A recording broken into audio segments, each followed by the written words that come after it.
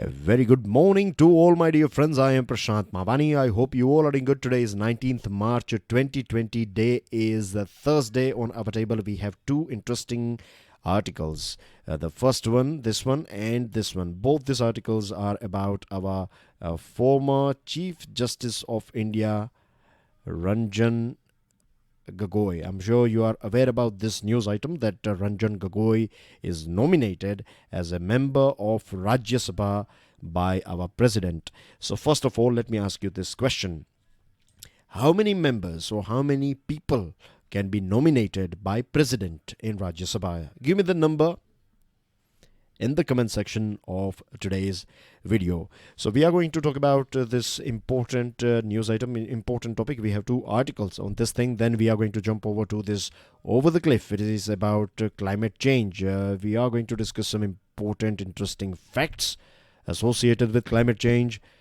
What are the important steps that future president of USA should take? And there are other things associated with climate change. Then we are going to talk about time for a powerful display of humanity. This one is about coronavirus. What are the things that we should do? And then we have faith can't override public health. Again about coronavirus. This one is about Uttar Pradesh. I hope that the upcoming event is delayed or it's rescheduled, because there are so many lessons for India and particularly for Uttar Pradesh government about coronavirus. So it's a very important, very serious thing. And last one is going to be a Supreme Court verdict violative of minority rights. This one, dear friends, it's about politics of USA. If you have extra time, go through it, or else you can leave it. With this, dear friends, let's crack on, and I would like to introduce all of you to our pen drive and tablet courses, which are designed by the best faculties of our country. With the help of our pen drive and tablet courses, there are thousands of students out there. They have cracked various different competitive exams. To find out more about it, do check out StudyIQ.com. If you have any further question, queries, doubts regarding it, you can give us a call on the numbers that you can see on your screen. Dear friends, to download the PDF of today's lecture, check out my Telegram channel. If you want to get in touch with me, then you have this FB page, right? You can send me messages on my FB page. Share this lecture with other students. Hit the like button if you have learned something from today's discussion. And please don't forget to subscribe to our YouTube channel. So on your screen, you have this picture of former Chief Justice of India, Justice Ranjan Gogoi. President has nominated him as a Rajya Sabha member. Now, let me remind you that Justice Gogoi was involved with some very interesting, or you can say important cases. There are total 6 cases that we are going to talk about. I'm going to highlight 4 here, and other 2 cases we will discuss as we move to second article. So the first 4, Ayodhya case. The verdict was in favor of current government. Then Rafale deal. Again the verdict in favor of current government. Electoral bonds. Favor of current regime. And then we have Article 370 associated with Jammu and Kashmir. Again the decision was given in favor of current regime. The most interesting as well as disturbing thing is that just after some 4 months time, he retired 4-5 months ago, and now he is nominated as a member of Rajya Sabha. Now, as far as nomination or how many people can be nominated, that's a question for you today. But I will throw some light on why nomination is done, why it is important. See, I'm not talking about Ranjan Gogoi here. I'm generally talking about this nomination facility, right? Why it is done. There are so many people out there in our country. They have achieved things from their lives, right, in their respective fields. Some in art, someone has excelled in science, someone has excelled in cricket or other sports, right? But these people are expert in their respective field. They are not politicians, right? They are just extraordinary human beings, or what they have done is extraordinary. So to grab their, or to take them on board, and by making them a member of Rajya Sabha or our parliament, what we are doing is basically we are allowing these people to share their good experience with our nation in building rules and regulations, because that's what Rajya Sabha and Lok Sabha, right? The main job of parliament is to make rules, isn't it? Main job I'm talking about, right? There are other things as well, but the main job is to create rules. So let's say if a rule has been made by parliament, and if the topic is copyright issue for singers and for musicians, then I still remember the logical points that were shared by Javed Akhtar when he was, because Javed Akhtar, is means I'm not talking about his ideology. You may agree, disagree with his ideology, but the thing is, you have to listen to him, isn't it? When he speaks, that man has, he comes out with the logical points. So if you go through his argument about this singers not getting, or this writers, they are not getting their due share.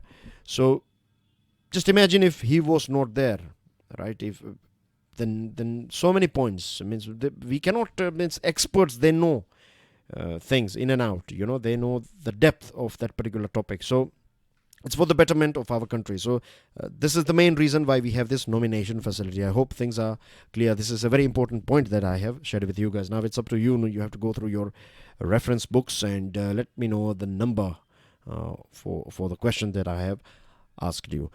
Now this appointment is not well taken, or it's not appreciated, because it gives a wrong signal, right? It gives a very wrong signal that judiciary is influenced, or government has a sort of control over judiciary, and if you deliver verdicts in our favor, then we will also look after you. And if this is the thing, then this is very bad for our system, because our whole system works on this check and balance thing. We have 4 pillars of our democracy. We have a judiciary, we have executives, then we have our legislature or parliament and legislative assemblies, and the 4th pillar is media. And all of them are below Constitution. Constitution of India is about everything, right? No office is more powerful than Constitution. So here this check and balance that we have is derived from, we get it from our Constitution.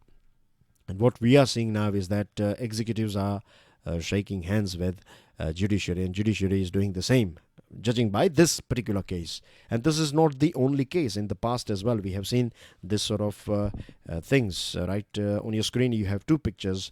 The top one is late CJI Ranganath Mishra. The second argument, that there have been instances of retired chief justices being nominated to the upper house. I'm sorry, I was talking about this CJI, but I'll come back to it in a minute.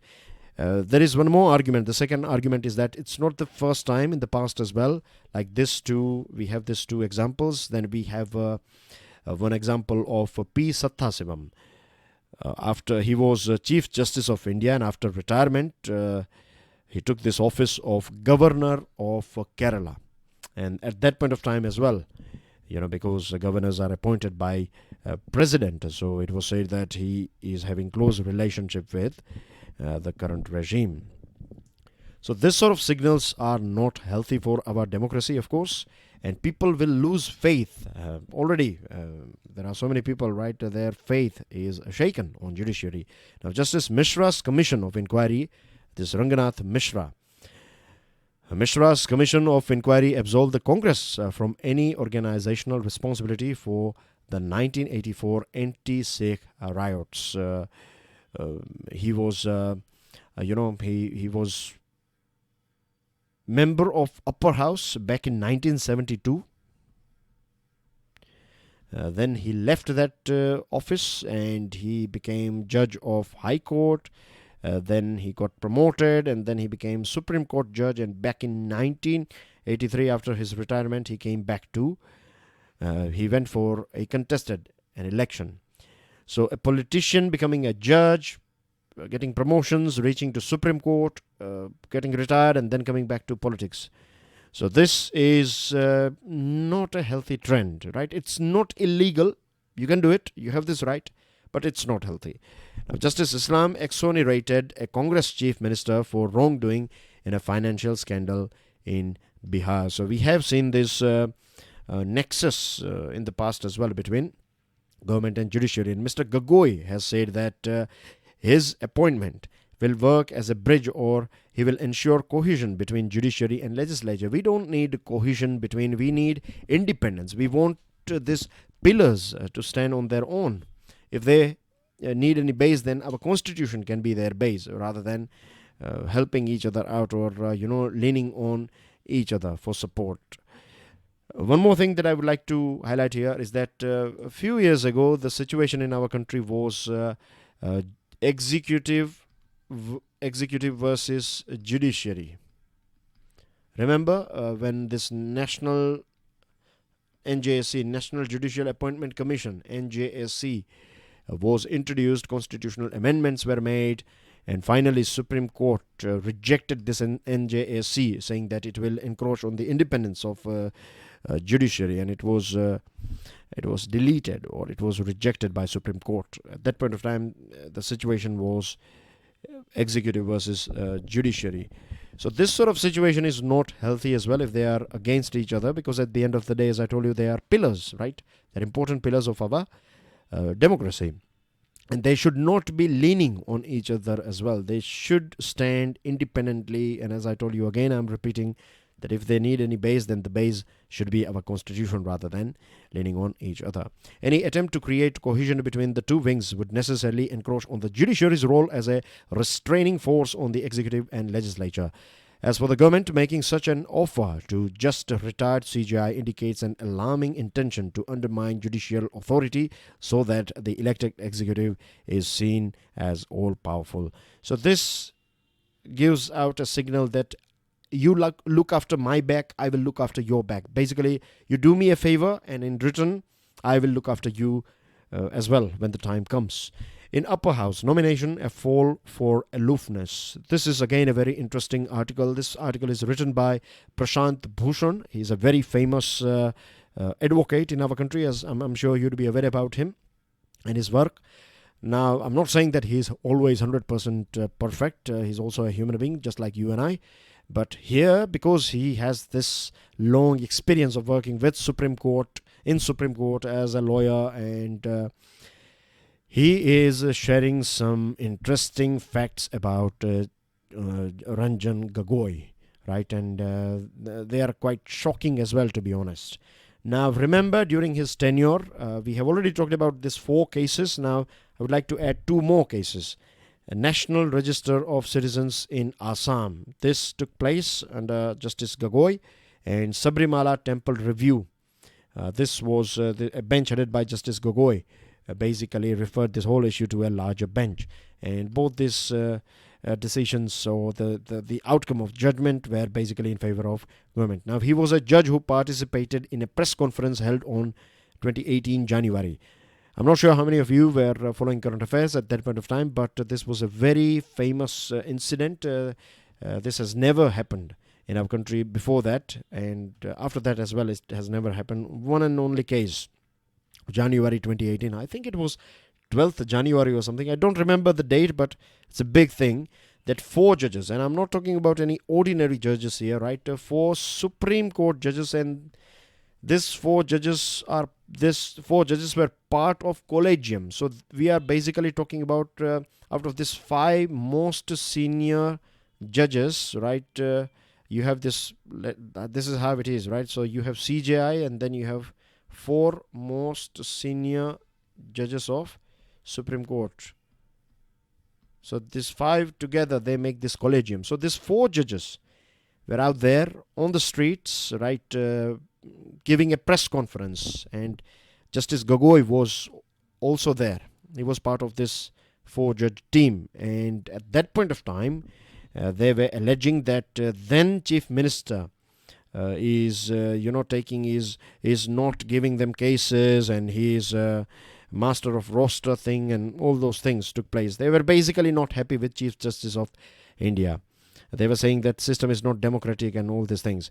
But look at him now, right? When he became Chief Justice of India, he was blamed for, you remember this allegation of sexual harassment against him? This was a big thing. And if you go through this article, you will find so many interesting things, like the lady, she was dismissed from service. Her brother-in-law was also dismissed. Then Delhi police suspended her husband and his brother. This lady was taken to Chief Justice of India's home, to Ranjan Gogoi's home, by this police personnel, and she was put in a very tight corner that she apologized, and so basically it is said in this article that Ranjan Gogoi has exploited his powerful position as Chief Justice of India. And if this is right, then this is a very serious charge. And Chief Justice Gogoi sat as a judge as well in his own case. Now this is very illogical. Can you imagine, like, a case is filed against me and I am the judge, I am the person who is going to look after my own case. What do you think will be the result? Will I give myself a sort of punishment, right? Will I say that I need to be behind the bars for this many years? Of course not, right? I'm going to I'm going to throw my weight on the case.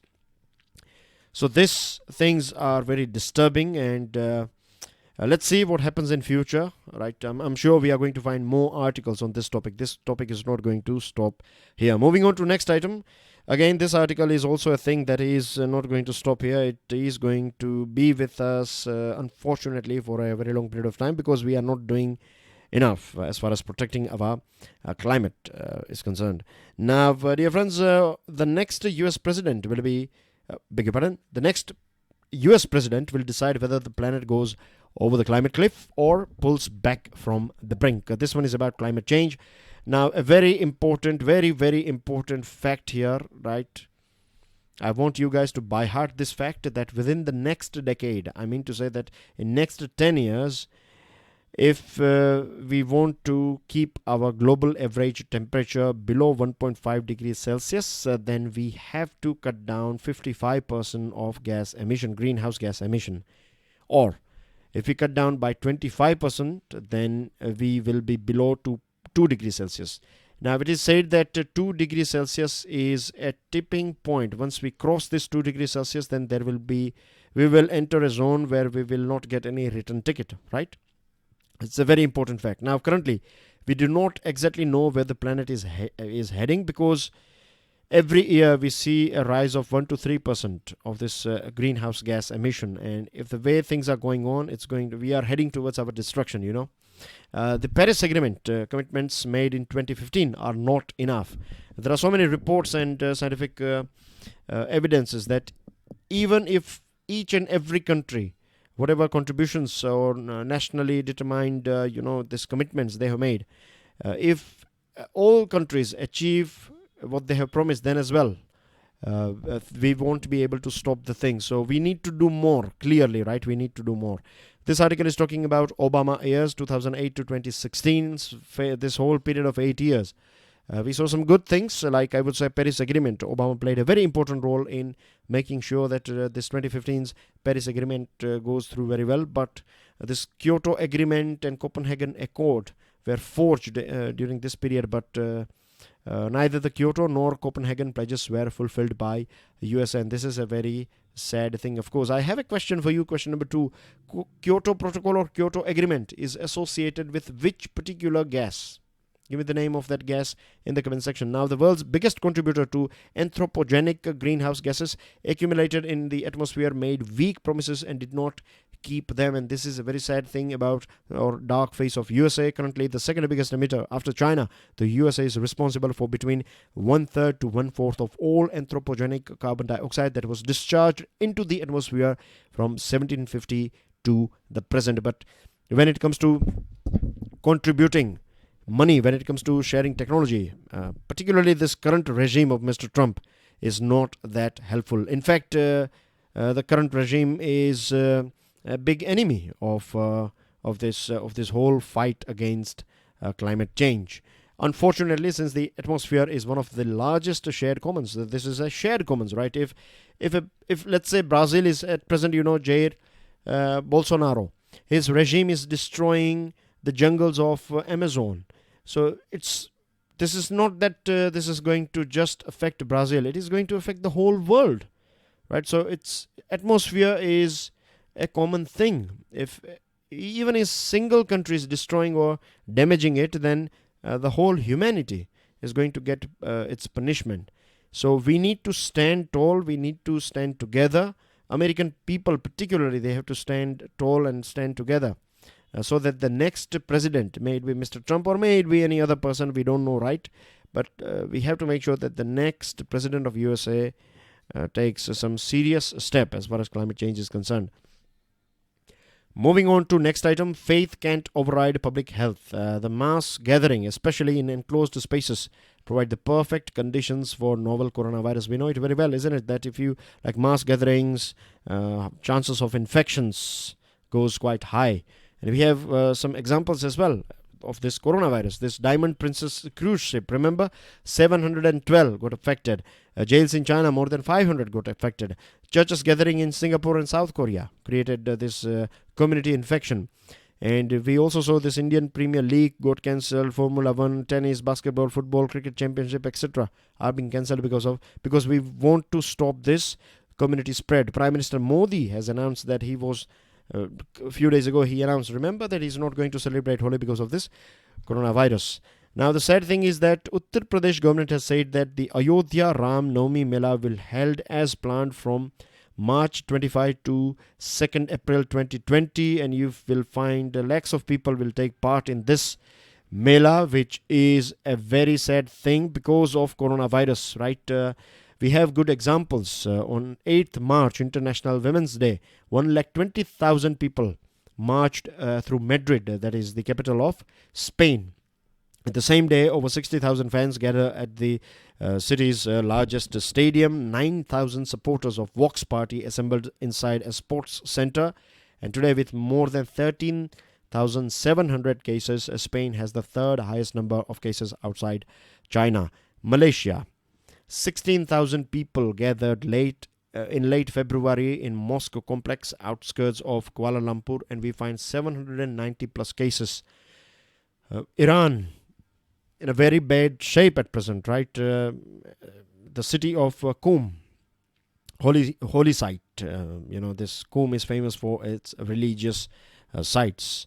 And so many people, we have evidence that so many people got affected because of this gatherings. And you have the South Korea's example, Singapore's example. So we can learn so many things. Particularly Uttar Pradesh government should avoid this Ayodhya Ram Navami Mela for time being. Next year, when this coronavirus hopefully is gone forever, you can have a big celebration. You can have 10 lakh people, right? But for now, we have to stop it, because if we don't, then we don't know the result, right? We don't have that many facilities as well. For example, if you go through this article, if you connect this article with this one, then you will understand that we are not in a very good shape.